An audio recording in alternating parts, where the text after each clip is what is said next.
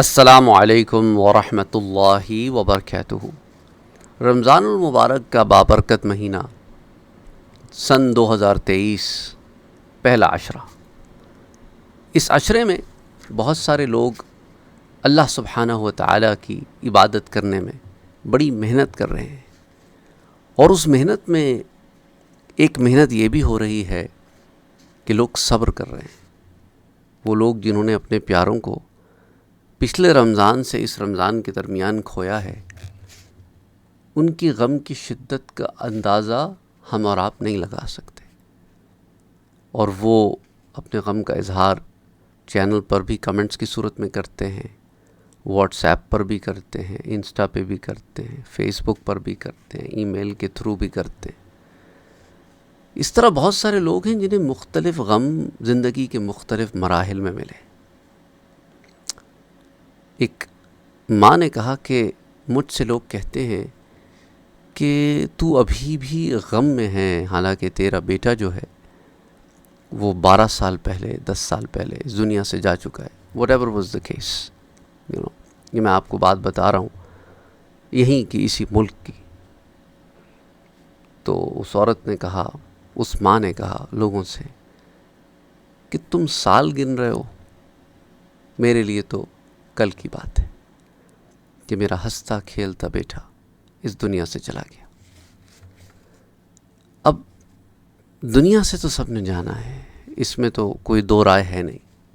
دنیا سے جانے کی مختلف وجوہات بن جاتی ہیں، دنیا سے جانے کی مختلف عمریں بھی ہیں، ضروری نہیں ہے کہ سب بوڑھے ہو کر ہی جائیں، لیکن جب کوئی چلا جاتا ہے تو اس کا غم ہوتا ہے، لیکن اس غم پر صبر کرنا یہی تو اجر کی بات ہے، کیونکہ رب تعالیٰ جانتا ہے کہ تمہاری محبتیں جو تم اپنے دل میں بچپن سے پروان چڑھاتے ہو، وہ ماں باپ سے، بہن بھائیوں سے، عزیز و اقارب سے، دوستوں سے، اولاد سے، شوہر ہے تو شوہر سے، بیوی ہے مرد ہے تو بیوی سے، اور مختلف رشتے، دادا دادی، نانا نانی، چاچا پھپھی، مختلف ماموں خالہ، تو یہ تمام رشتے جو ہیں یہ عزیز ہوتے ہیں۔ ان رشتوں کے ٹوٹ جانے سے انسان غم میں چلا جاتا ہے، لیکن اللہ عز و جل نے ہمیں برزخ کی زندگی کا ایک جو بتایا ہے، اس سے یہ ایک دل میں احساس پیدا ہوتا ہے کہ نہیں، زندگی تو ختم نہیں ہوئی، یہ تو دوسرے مرحلے میں داخل ہو گئی ہے، اور جو کوئی اس دنیا میں آیا اس نے جانا ہے۔ کوئی ماں کے پیٹ میں چلا جاتا ہے، کوئی پیدا ہوتے ہی چلا جاتا ہے، کوئی پیدا ہوتا ہے وہ بھی چلا جاتا ہے، اس کے ساتھ اس کی ماں بھی چلی جاتی ہے، کوئی تھوڑا سا بڑا ہوتا ہے، کوئی حادثے میں چلا جاتا ہے، مختلف سچویشنز آف لائف ہوتے ہیں، کوئی بیمار ہو کے ایسی شدید سخت تکلیف سے بیماری ہو جاتی ہے کہ اس بیماری میں چلا جاتا ہے۔ یہ سارے کے سارے اللہ کی طرف سے انتظامات ہوتے ہیں۔ ایک ماں نے مجھے میسج کیا، کہنے لگی کہ میرا جوان بیٹا انتقال کر گیا ہے، اور لوگ کہتے ہیں کہ وہ تیرے گناہوں کی سزا بھگت گیا۔ انا للہ و انا الیہ راجعون۔ کس طرح کی باتیں لوگ کر جاتے ہیں، تکلیف ہوتی ہے کہ لوگ کیسے اتنے سنگ دل ہو سکتے ہیں۔ تمہیں کیا پتا کہ کس نے کیا کیا ہے؟ تم کیسے کسی کو کسی کے گناہوں کی سزا کہہ سکتے ہو؟ استغفر اللہ العظیم، استغفر اللہ العظیم، استغفر اللہ العظیم۔ کوئی کسی کے گناہوں کا بوجھ نہیں اٹھائے گا، یاد رکھو۔ اللہ معاف کرے، اپنی زبانوں کو لوگ اتنا دراز کر دیتے ہیں کہ یہ سوچتے بھی نہیں کہ ہماری باتوں سے کوئی جو آلریڈی اتنا چھلنی ہوا ہے وہ تو بالکل ڈسٹ ہو جائے گا، بجائے اس کے کہ ایک دوسرے کی ڈھارس بنیں، ایک دوسرے کو اور تکلیف دیتے ہیں ہم مشکل اوقات میں۔ اللہ ہمارے حال پہ رحم کرے، ہماری زبانوں سے پتہ نہیں کیا کیا نکل جاتا ہے۔ اللہ ہمیں توفیق عطا فرمائے کہ ہم اس سے توبہ استغفار کر سکیں، اپنے گناہوں کی معافی مانگ سکیں۔ یہ ماہ رمضان جو ہے نا، یہ ایسا ہی مہینہ ہے کہ جس کے اندر رب سے قربت کے لیے انسان کوشش کرے۔ تو آئیے آپ سے قرآن کریم کی چند آیات شیئر کرتا ہوں۔ سورہ آل عمران آیہ نمبر 185 اور 186۔ زیادہ تر ہمارے ہاں آیا نمبر 185 کا صرف پہلا ٹکڑا بتایا جاتا ہے. کل نفس ذائقۃ الموت، ہر ذی روح کو، ہر نفس کو موت کا مزہ چکھنا ہے. اس دنیا میں آئے ہو، جسم میں روح ڈالی گئی ہے تو نکالی بھی جائے گی. یہ دنیا کا معاملہ ہے نا. کوئی بھی چیز آئے گی تو وہ ایونچولی ختم ہو جائے گی. اب آپ سبزی لے کے آتے ہو تو ایونچولی کیا ہوتی ہے؟ سڑ جاتی ہے اگر رکھی رہے گی. پھلوں کا بھی یہی حال ہے. جو پیکیجنگ پروڈکٹس ہوتے ہیں ان پہ بھی ایکسپریشن ڈیٹ ہوتی ہے. تو ہر شے جو دنیا میں ہے اس نے ختم ہو جانا. یہ بڑے بڑے پہاڑ ہیں، انہوں نے بھی زمین کو چھوڑ کے ریزہ ریزہ ہو جانا ہے. یہ زمین بھی کسی اور زمین سے بدل دی جائے گی. تو یہ سارے معاملات تو اپنے اختتام کو پہنچیں گے. لیکن اسی آیہ مبارکہ کو اگر آپ پورا پڑھیں، سورہ آل عمران آیہ 185، وَإِنَّمَا تُوَفَّوْنَ أُجُورَكُمْ، اللہ فرماتا ہے اور کوئی شبہ نہیں ہے اس میں، بالتحقیق تمہارے اعمال کا تمہیں پورا پورا اجر دیا جائے گا، پورا پورا بدلہ دیا جائے گا. اگر نیک عمل ہوں گے تو اچھا بدلہ ہوگا، برے عمل ہوں گے تو برا بدلہ ہوگا. اور باری تعالیٰ یہ سارا معاملہ ہوگا کب؟ یوم القیامہ، قیامت کے دن ہوگا. تو وہ لوگ جو دنیا میں تمنا کیے بیٹھے ہیں کہ ہمیں ہماری اچھائی کا یہیں بدلہ مل جائے، تو دیکھو یہ اچھائی کا بدلہ تو قیامت میں ملے گا. ہاں، بعضیں باتیں اللہ سبحانہ و تعالیٰ تمہارے لیے آسانیاں فرما دے گا، لیکن مکمل اجر تمہیں تبھی ملے گا. اور یہ جو زندگی کی تکالیف آتی ہیں ان پہ تم صبر کرتے ہو، اس کا اجر بھی تمہیں تبھی ملے گا. اور جو تم گناہ کر بیٹھتے ہو اور توبہ نہیں کرتے ہو تو اپنے گناہوں کو دیکھو گے اور سزا بھی پاؤ گے. اللہ فرماتا ہے فَمَنْ زُحْزِحَ عَنِ النَّارِ، اور وہ شخص جو جہنم سے دور رکھا گیا. یہاں پر اختتام نہیں فرمایا اللہ نے، آگے بھی ایک جملہ فرمایا وَأُدْخِلَ الْجَنَّةَ، اور نہ صرف کہ جہنم کی آگ سے دور کیا گیا بلکہ جنت میں داخل ہونے کا بھی اسے موقع مل گیا. کیونکہ بعض مخلوقات ایسی ہوں گی جیسا کہ جانور ہو گئے جو جہنم سے تو دور رہیں گے پر جنت میں داخل نہیں ہوں گے. وہ پیدا کیے جائیں گے، ان کے آپس کے معاملات طے کیے جائیں گے اور انہیں دوبارہ مٹی کر دیا جائے گا، ختم ہو جائیں گے. وہ جہنم میں داخل نہیں ہوں گے نہ جنت میں داخل ہوں گے. تو اللہ فرماتا ہے کہ جو جہنم سے دور رہے اور جنت میں داخل بھی ہو گئے، فقد فازا، حقیقی معنی میں تو کامیاب وہی لوگ ہوئے. وَمَا الْحَيَاةُ الدُّنْيَا، اور یہ جو تمہاری دنیا کی زندگی ہے، دنیا کی حیات ہے، یہ کیا ہے؟ سوائے اس کے کچھ نہیں ہے، الا متاع الغرور، دھوکے کا سامان ہے. دھوکے کا سامان کیوں ہے؟ کیونکہ یہ ختم ہو جائے گا. جو نظر آتا ہے وہ ہوتا نہیں. جنت میں جو نظر آئے گا وہی ہوگا، جہنم میں جو نظر آئے گا وہی ہوگا. یہاں جو نظر آتا ہے وہ ہوتا نہیں.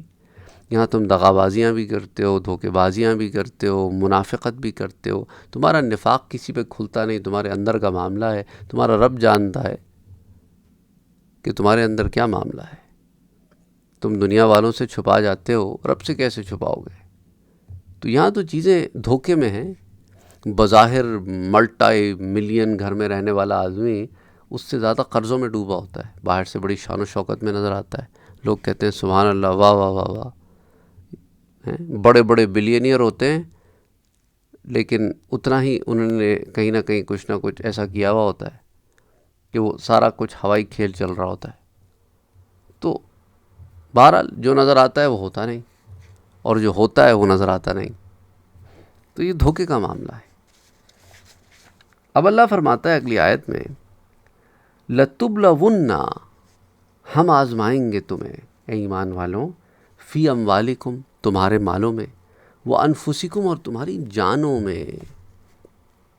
اب تمہاری جانوں سے مراد صرف تمہاری جان نہیں ہے، ان لوگوں کی جانیں بھی ہیں جن سے تم محبت کرتے ہو.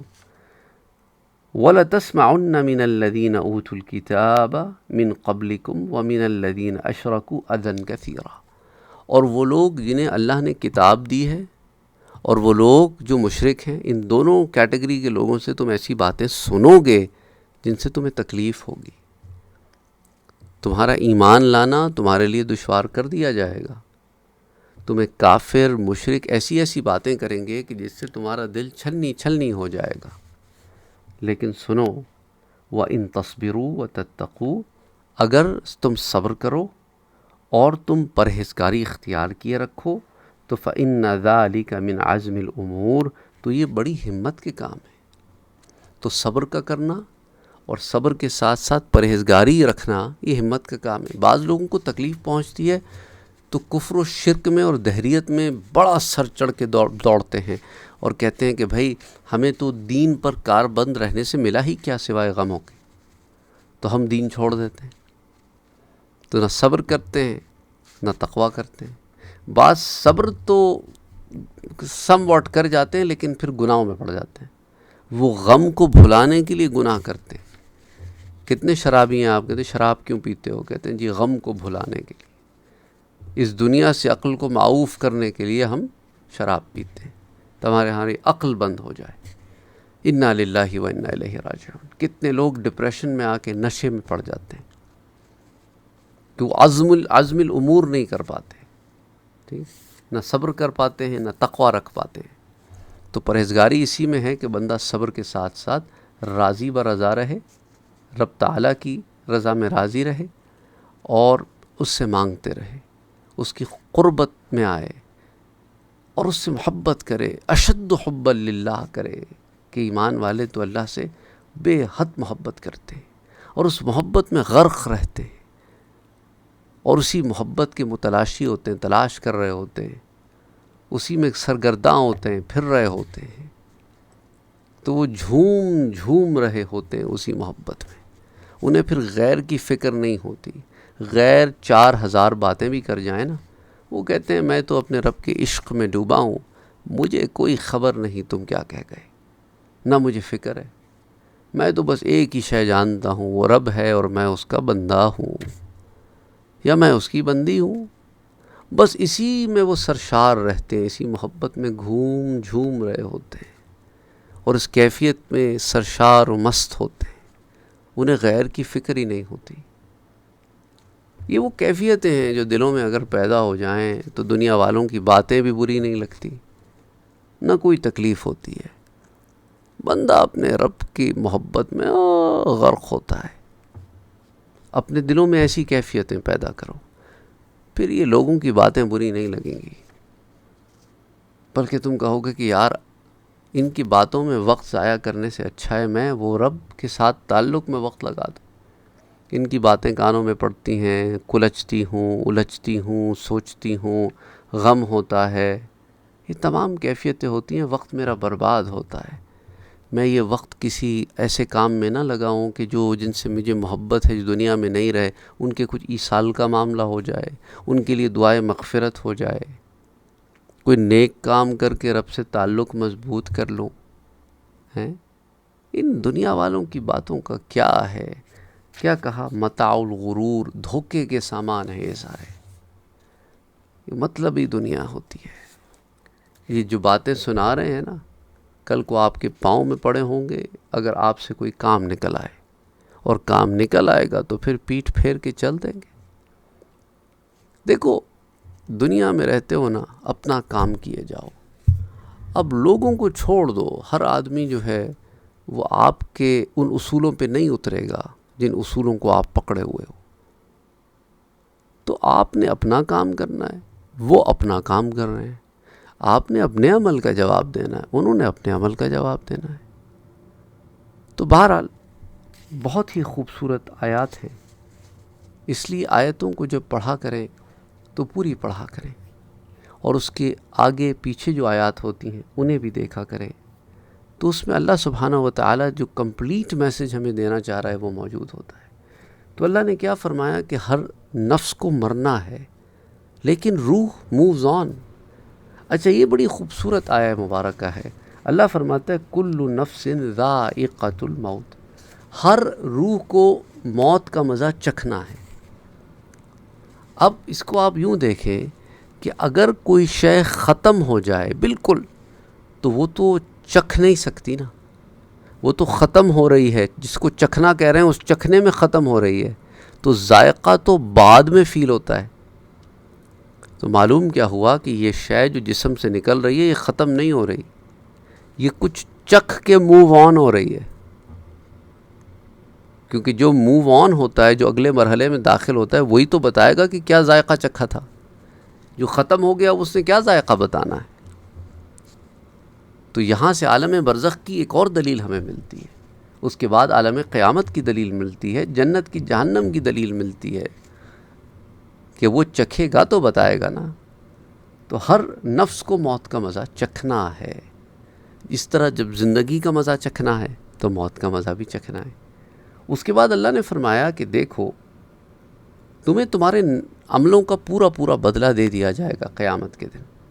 تو ویٹ اینڈ ہولڈ آن. اور ساتھ ساتھ یہ بھی بتا دیا کہ دیکھو اصل جیت تو جنت ہے. اور اصل جیت کیا ہے کہ جہنم سے بچا لیے جاؤ اور جنت میں داخل کر دیے جاؤ. جو جہنم کی آگ سے بچ گئے وَأُدْخِلَ الْجَنَّةَ اور جنت میں داخل کر دیے گئے، فقط فاز، بے شک وہی تو جیت گئے. تم نے جیت کے کوئی اور ہی پیمانے بنا رکھے، اصل میں جیت تو یہ.